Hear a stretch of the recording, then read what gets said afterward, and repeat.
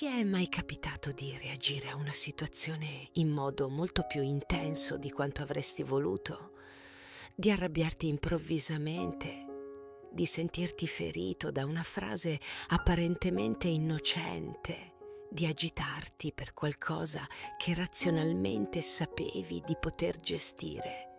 E magari qualche minuto dopo ti sei chiesto: ma perché ho reagito così? Sto esagerando? Molte persone arrivano a pensare di essere troppo sensibili, troppo emotive, troppo vulnerabili, ma se il problema non fosse questo e se alcune delle tue reazioni non dipendessero da una mancanza di controllo, ma dal modo in cui il tuo sistema nervoso ha imparato a proteggerti, per comprenderlo dobbiamo parlare di stress, trauma e di come il cervello costruisce la nostra esperienza del mondo. Quando sentiamo la parola trauma, spesso immaginiamo eventi estremi, incidenti, guerre, catastrofi, aggressioni. E certamente questi eventi possono essere traumatici, ma la neuroscienza moderna ci mostra che il trauma non riguarda soltanto ciò che accade, riguarda anche il modo in cui quell'esperienza viene vissuta dal sistema nervoso e gli effetti che lascia nel tempo. In altre parole, non conta soltanto l'evento, conta come è stato vissuto e conta ciò che il cervello e il corpo hanno imparato da quell'esperienza. Per questo due persone possono vivere la stessa situazione e reagire in modo completamente diverso. Alcuni degli apprendimenti più profondi del sistema nervoso avvengono molto presto nella vita. Già durante la gravidanza e nei primi anni dell'infanzia, il cervello sta costruendo le proprie mappe del mondo, sta imparando momento dopo momento se l'ambiente sembra sicuro, prevedibile e accogliente oppure incerto, stressante e imprevedibile. In questa fase molte strutture coinvolte nel linguaggio, nella riflessione e nella memoria autobiografica non sono ancora completamente mature. Per questo possiamo conservare tracce profonde di alcune esperienze senza possedere un ricordo cosciente di ciò che è accaduto. Non ricordiamo necessariamente l'evento, ma il sistema nervoso può aver imparato qualcosa da quell'esperienza. E quindi se ti chiedi: sto esagerando? Direi: forse no, forse il tuo sistema nervoso sta reagendo attraverso apprendimenti costruiti molto tempo fa. E due persone possono vivere la stessa situazione e reagire in modo completamente diverso, perché il cervello non risponde agli eventi in modo oggettivo, risponde agli eventi attraverso la propria storia, attraverso ciò che ha imparato, attraverso le esperienze accumulate nel corso della vita. Per questo, ciò che per una persona è una piccola difficoltà può rappresentare una forte attivazione per un'altra. Inoltre, è importante chiarire una cosa: non tutte le esperienze difficili generano un trauma e non tutte le persone che vivono un trauma sviluppano un disturbo post-traumatico. Tra le normali difficoltà della vita e le condizioni cliniche esiste un ampio spettro di esperienze umane. In questo video stiamo parlando di come lo stress e le esperienze difficili possano influenzare il sistema nervoso, non di diagnosi cliniche. Non esiste una misura universale del trauma. Esiste un sistema nervoso che cerca continuamente di adattarsi a ciò che vive. Possiamo distinguere tre grandi categorie di trauma. La prima è il trauma acuto, è legato a un singolo evento particolarmente intenso, per esempio un incidente, una calamità naturale o una grave emergenza.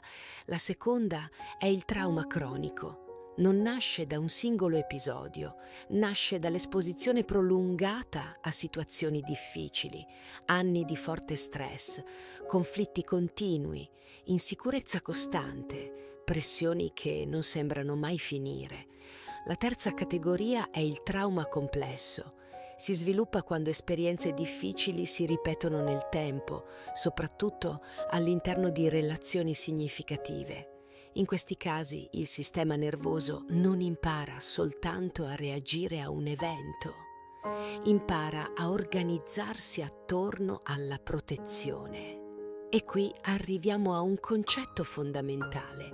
Il cervello non è una macchina che registra passivamente ciò che accade, è un organo predittivo, costruisce continuamente ipotesi sul mondo. Cerca di anticipare ciò che potrebbe succedere. In altre parole, non aspetta il pericolo, lo prevede. Questo è estremamente utile per la sopravvivenza. Alcuni sistemi cerebrali coinvolti nella sopravvivenza e nella rilevazione della minaccia possono attivarsi molto rapidamente, spesso prima che i processi più riflessivi e consapevoli abbiano completato la loro valutazione. L'amigdala fa parte dei sistemi che aiutano il cervello a identificare rapidamente ciò che potrebbe essere importante per la sopravvivenza. Non aspetta lunghe analisi, lavora in millisecondi. Per questo alcune reazioni possono comparire prima ancora che siamo pienamente consapevoli di ciò che stiamo provando. Se il cervello dovesse aspettare di avere la certezza assoluta di un pericolo, spesso reagirebbe troppo tardi. Per questo il sistema nervoso lavora continuamente in anticipo, osserva, confronta, prevede e prepara il corpo a reagire. E questo in sé non è sbagliato. Il problema nasce quando esperienze di forte stress o di trauma insegnano al cervello che il mondo è più pericoloso di quanto sia realmente nel presente. È qui che entrano in gioco i trigger. Un trigger è uno stimolo che attiva automaticamente uno stato già conosciuto dal sistema nervoso. Può essere una situazione, un tono di voce, una critica, un conflitto, perfino una sensazione fisica. Il trigger non è necessariamente il problema, spesso è semplicemente il pulsante che attiva un vecchio programma di protezione. Ed è per questo che a volte reagiamo in modo sproporzionato rispetto alla situazione attuale. Non stiamo reagendo soltanto a ciò che accade davanti a noi, stiamo reagendo anche a ciò che il cervello prevede possa accadere. Quando questo meccanismo diventa molto intenso, può comparire l'iperattivazione. Il sistema nervoso entra in uno stato di allerta elevata. L'attenzione si concentra sulle possibili minacce. I muscoli si tendono, il cuore accelera, la mente diventa più vigile, più pronta a difendersi.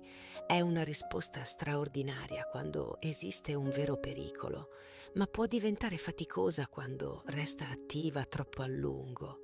È come vivere con un allarme sempre acceso, anche quando non ce n'è più bisogno.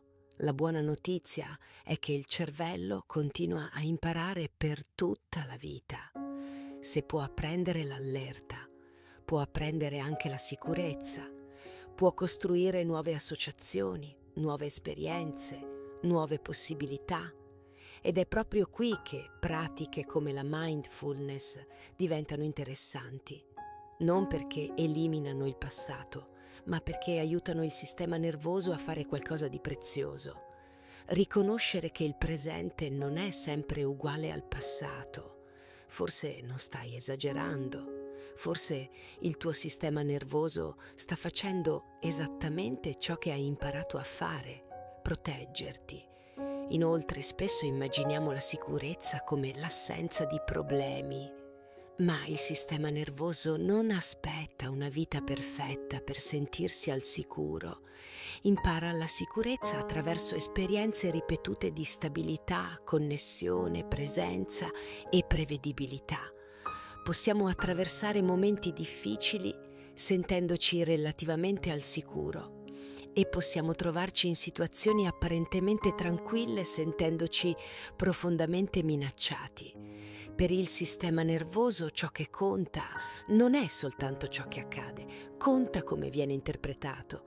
Qui la vera domanda è: Come possiamo insegnargli che oggi esistono anche sicurezza, presenza e possibilità?